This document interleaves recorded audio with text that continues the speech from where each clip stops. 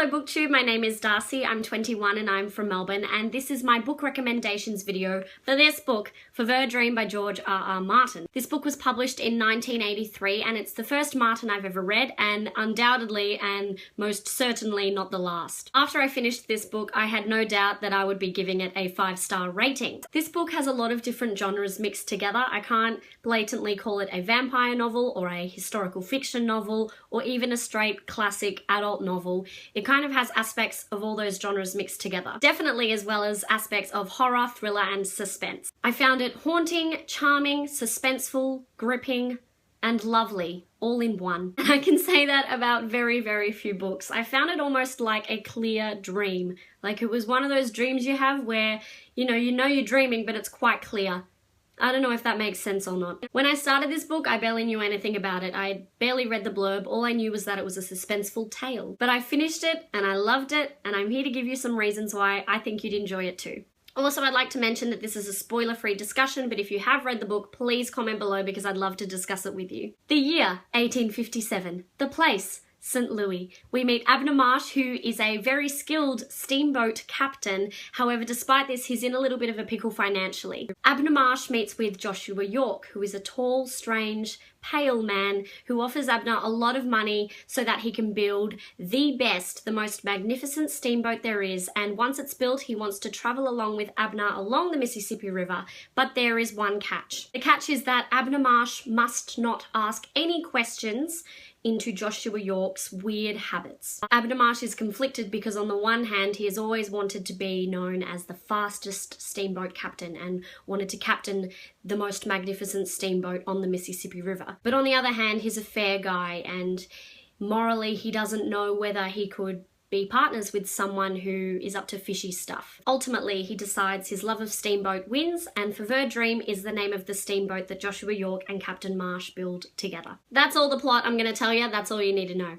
The character descriptions in this book I just found delicious. I have a very clear idea of not only what the characters look like, but how they would move, how they would walk, how they would eat, how they would yawn. Our main protagonist is Abner Marsh, who is described as overweight, ugly, aging, and so for that reason he seemed like the last person I would adore most out of this book, but he became that. He became the odd hero. Abner Marsh's internal dilemma throughout the novel is so interesting to read about, how he tosses up between a simpler life rather than one where he dreams and he goes after those dreams. And following him and the choices that he makes is so interesting to read about. In fact, his whole character arc throughout this book is amazing. The way his feelings and views on the world develop as the story goes on is wonderful to read. The main antagonist of this book is brilliant. He's very evil. He reminded me a lot of Voldemort, which I loved because I love reading about those characters who are absolutely evil to the core, who have no empathy whatsoever. But then along with him we meet other antagonists who aren't completely evil to the core,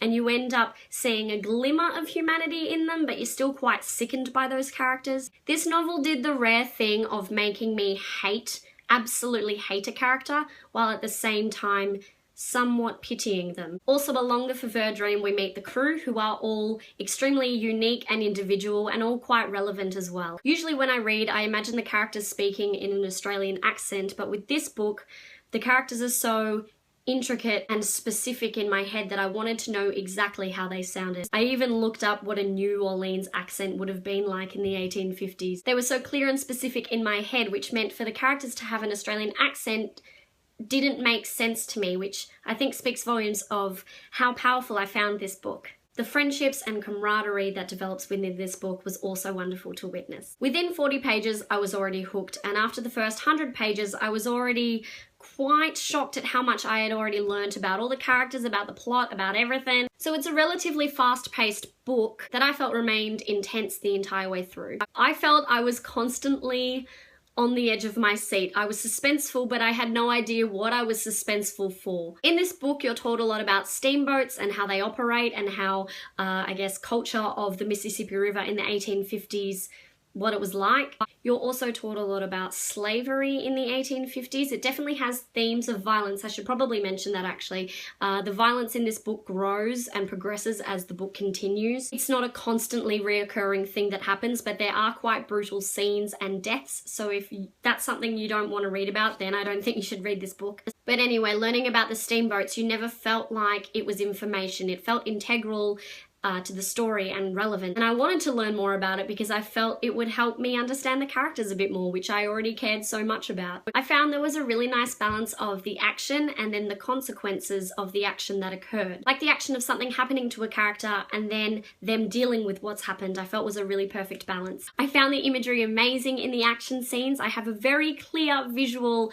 of what happened, almost like it was a painting or a photograph or like a comic book or something. With less than 20 pages to go, I still had no idea how this book would end, which I think shows how intense the whole thing bloody was. Some of the phrases and sentences in this book I had to go back and reread again and again because I found them so beautiful. I really loved the way Martin used language in this book, and I've heard so many wonderful things about the way he uses language, but now it's just like, I know he can. Why did I ever doubt him? Don't know why I doubted him. I found this book surprised me with how much I cared about the characters. When the book ended, I just cried. It wasn't necessarily sad, it was just emotional. I felt like I was letting go of something. I would recommend reading this book with headphones on, listening to an intense soundtrack like Harry Potter and the Deathly Hallows Part 1. That's what I did, and I found that the suspenseful energy of that soundtrack really helped me with this book. The entire mood of this book is dark, like a dark navy or like a blood red. I found it kind of had a Pirates of the Caribbean vibe, but darker. Pirates of the Caribbean soundtrack would also be a nice one to listen to along with this book. Overall, this book made me feel a lot. I would recommend it to you if you feel that suspense has been lacking from your reading life. It made me think about the human condition, what it means to be human, and how we behave in heightened situations. This book has reminded me personally of why I love reading so much. I feel it's left an imprint on my heart. I absolutely adored it. It's just filled me like a warm glass of mulled wine. Every single sip of that mulled wine was just glorious. Just like this book. It's a metaphor. I hope you enjoyed this video. I hope you consider picking up and reading this glorious book, and I bloody hope you have a lovely day. Bye!